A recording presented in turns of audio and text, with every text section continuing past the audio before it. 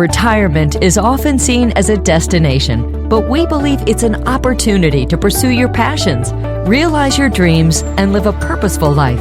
Great decisions, incredible lives. Retire with Intention podcast is about more than just money. It's about embracing the things that truly matter, the experiences, the relationships, and the impact you leave behind.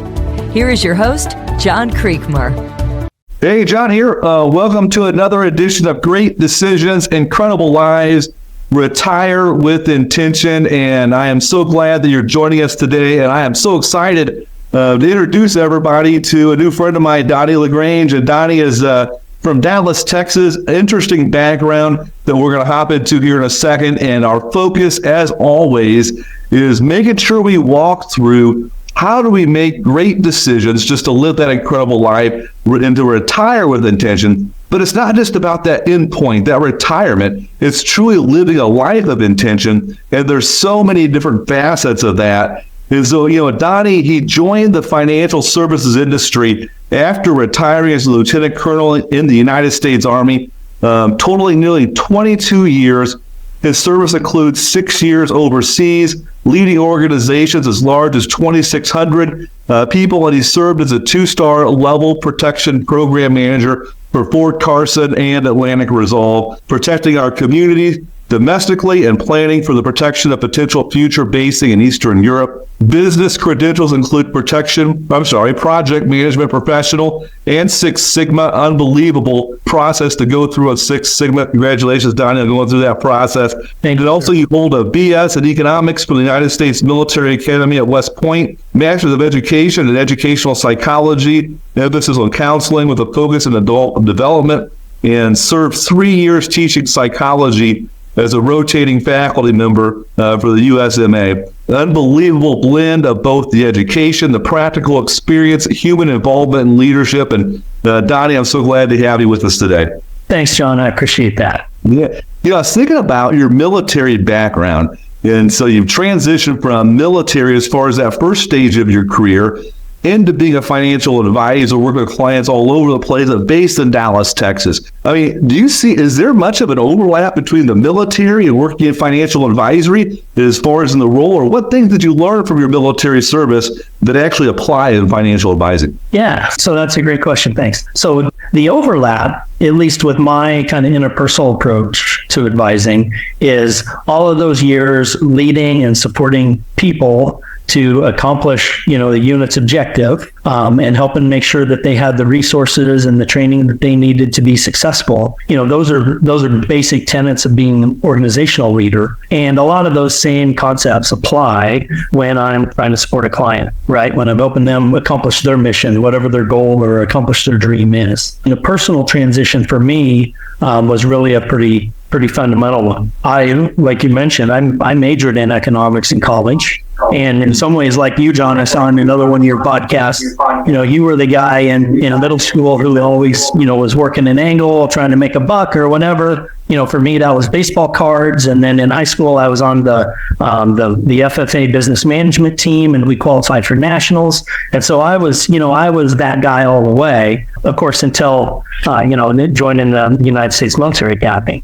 But even then, I thought I would do my commitment from there, and I would get back into the financial world. I really thought I'd be an investment banker after 5 years, and I would, my life would be really different. And so I am definitely one of those dudes that 9/11 had a huge impact on my life. So that was my 3 years into my 5-year mandatory tour. And then, that happens in your life, and it just, like, your perspective and your outlook on what you're here to do and what your purpose is really changes when that happens.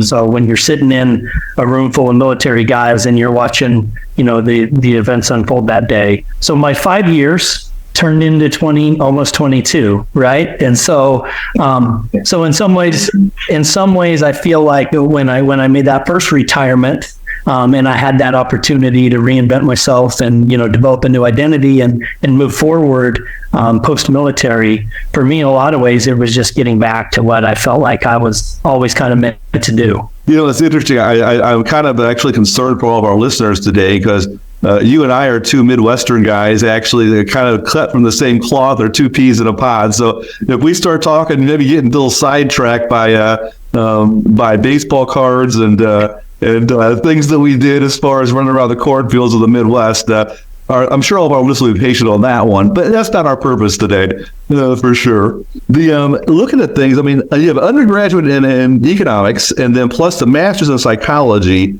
and with the military background. How do you see that convergence of your experiences, both on with people, but also then educationally? Is there any overlap or any things that you've taken from that really could benefit people whenever they're making financial decisions? Oh, definitely. So, some of the base financial assumptions and models always assume that humans are rational, right? And so if we were all purely rational, then our financial lives would be really simple in a lot of ways, right? Because the numbers would just tell us what to do, and there's always a right answer when the numbers are involved. But that's not the truth of the matter, right? A lot of our decisions are informed by intuition and emotion and the way, our histories have shaped us. And so we see red flags when the numbers may not show them. And so for me, on that psychology path, I was a fan of a guy called Rogers. He was a humanist. And so, kind of his fundamental idea is that, we go through life and we wake up every day and we want to go be the best version of ourselves. Like, that's a fundamental assumption.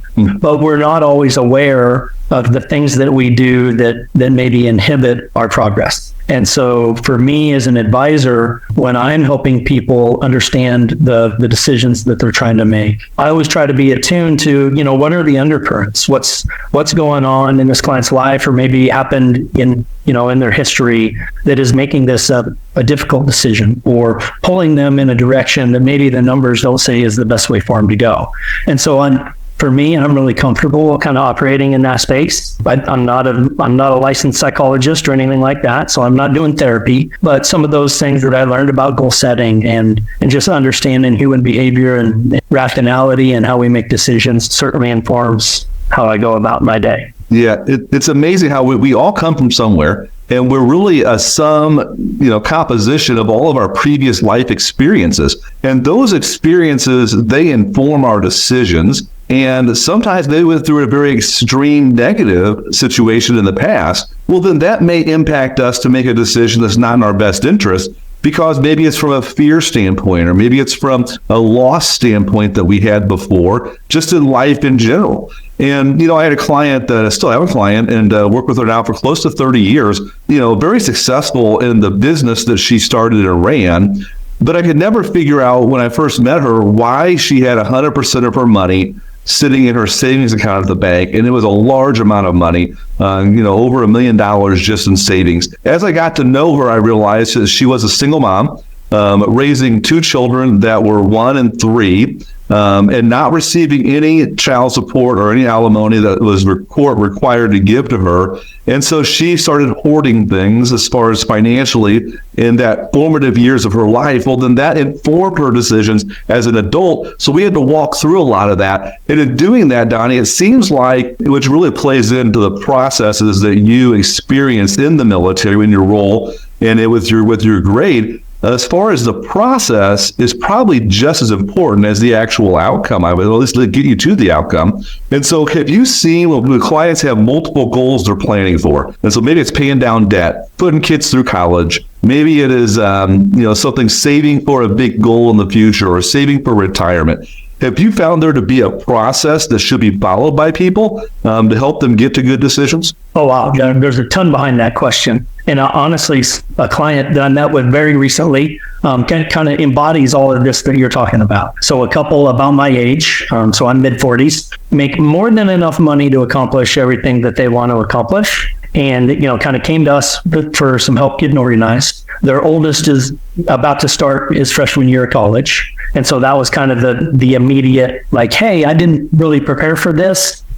Maybe there's other things I didn't prepare for. Can we talk about that? And because I don't know what's coming, but I think I know things are coming, and can you help me with that? But then unpacking that back to your previous question, we uncover quite a bit of student debt from one of the parents. And it was it was one of those situations in the past where a family member had promised to pay for education and then wasn't able to pay for it when it came time to be paid for. And so even though this couple could have paid off that obligation, it was one of those emotional things like, no, I'm not supposed to have to pay that. I'm set over here in the closet and not worry about it. And so that's one of those things that I help bring to the forefront, because then it does impact when you're dealing with those competing goals, right? Like, so now we want to pay for kids' college.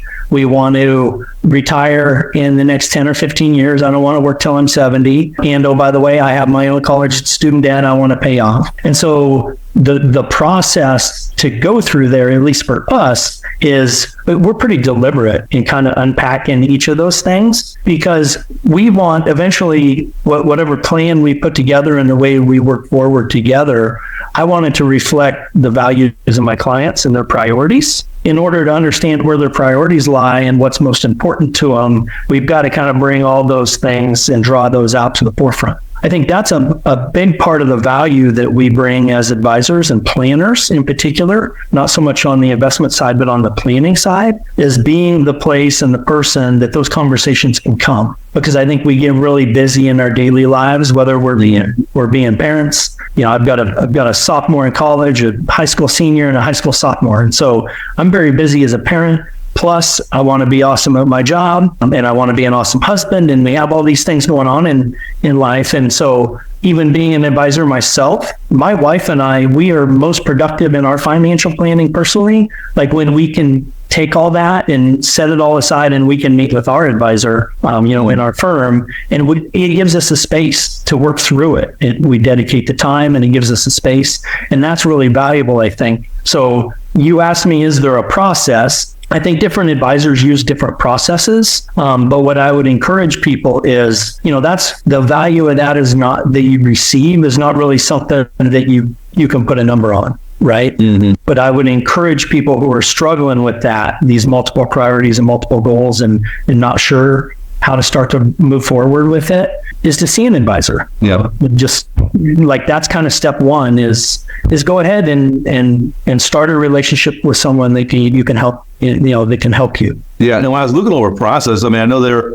at your firm, you guys have 4 pillars: discover, evaluate, plan, and monitor. You broke things down to those 4 categories. Yeah. Under discover, man, you guys have that define your personal goals. And that is kind of speaking to the heart of what you were walking through there, multiple goal planning. At the end of the day, so oftentimes people think that setting up their financial plan really involves what mutual funds do I pick, what stocks, what investment do I have. And the reality is, man, that's like the end of the journey in trying to own the financial plan. It's really about defining those goals and to know your core values. And once you know your core values, man, then you set those goals based upon those core values. And that's that process you're walking through. Stacy and I, and you could probably relate to this too. We sit down, we do our financial planning one time a year in between Christmas and New Year's. Every year, we sit down and do financial planning.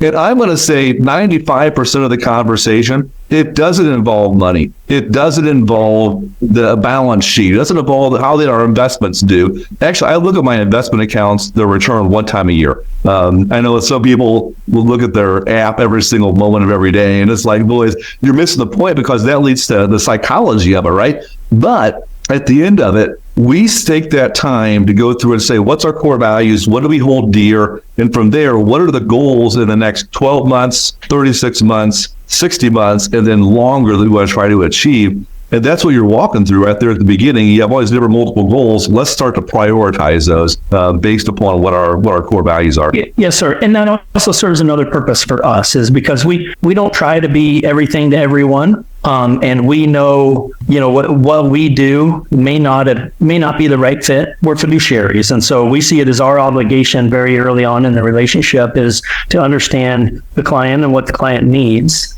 And if we're not the right fit, then we help them find the right tool for the job that they're looking for also. Mm-hmm. So yeah, we put a lot of effort in that discovery effort right up front, because we want to know that we want to understand them, but also be comfortable that we're the right fit for what they're looking for going forward. Yeah.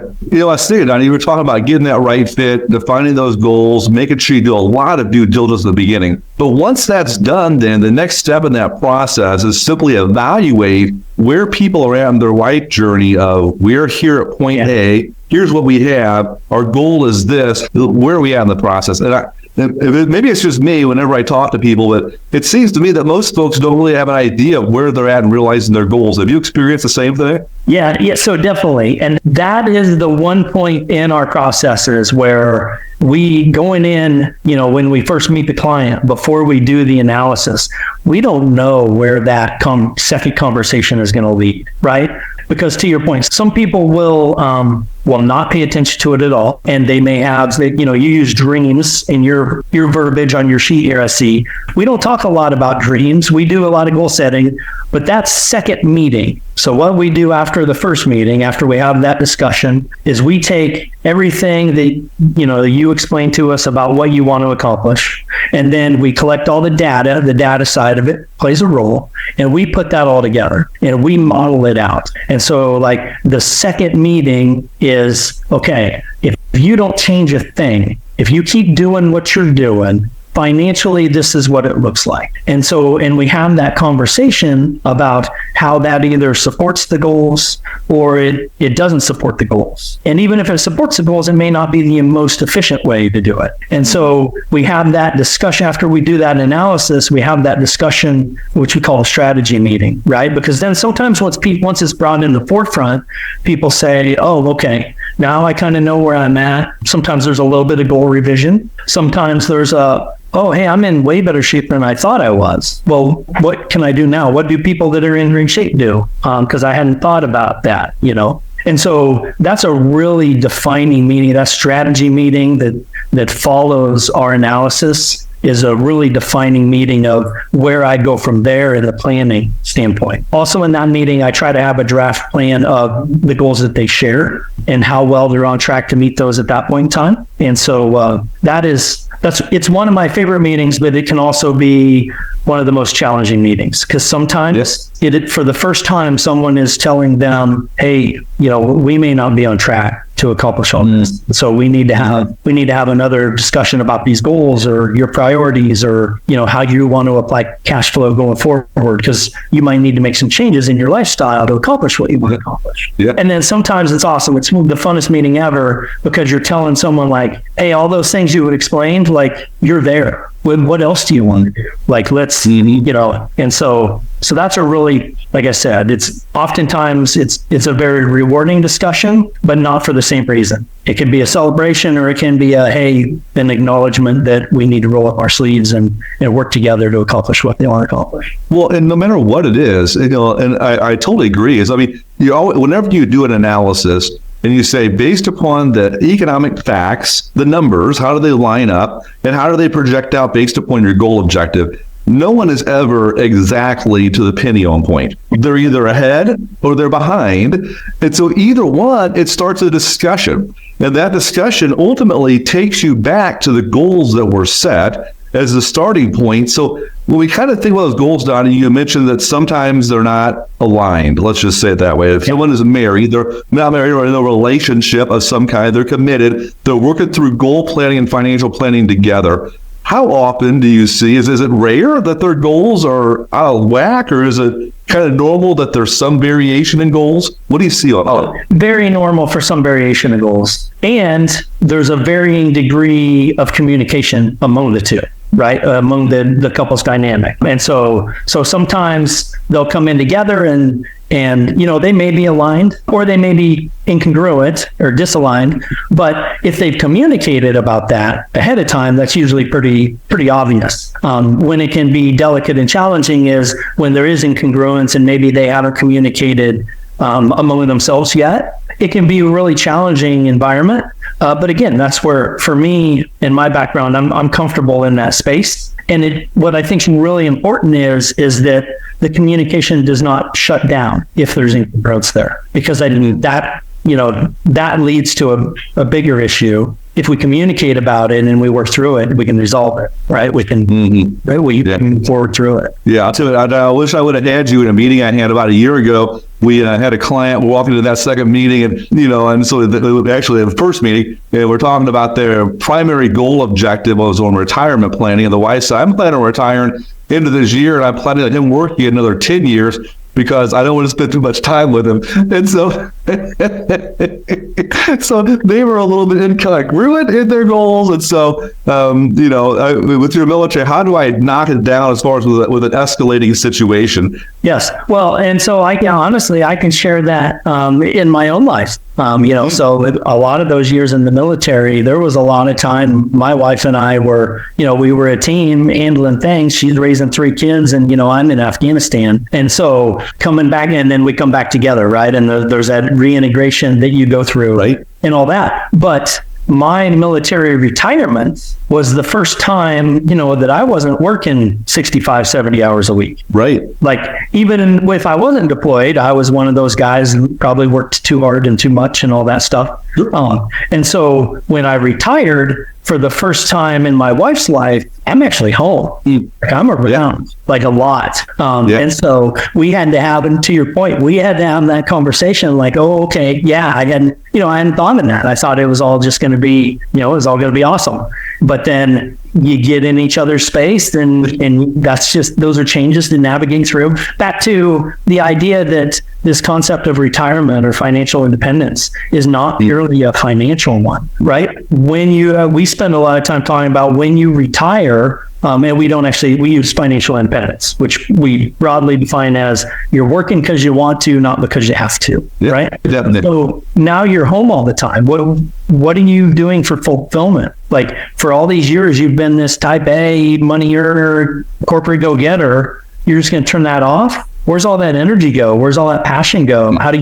What happens to your identity, of who you are? How does that transition into your retirement? None of those are money kind of questions, but if you don't figure them out, it can certainly have a financial impact, and it impacts your happiness, Sorry, I was so far away. That's one of those answers where you got to bring me back, I know, but. Yeah. No, I'll tell you what, man, that is so spot on, because that deals with the heart of financial planning. It really does. It's about having a unique plan that's unique to you as an individual. We're all different. And it's about saying, what are the goal objectives that are built upon our core values? As life changes, as we have differences, we just talk through those then to figure out the next wisest financial decision to make to help us accomplish that goal objective in a way which makes sense for us in the stage of life that we're in and where we're going.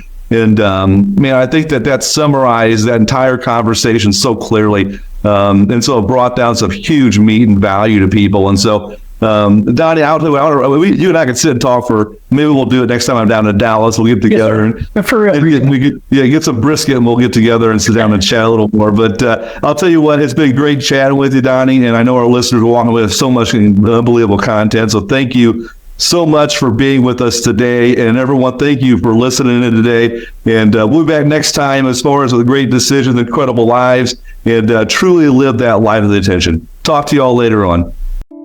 Thank you again for listening to the Great Decisions, Incredible Lives, Retire with Intention podcast with host John Creekmur.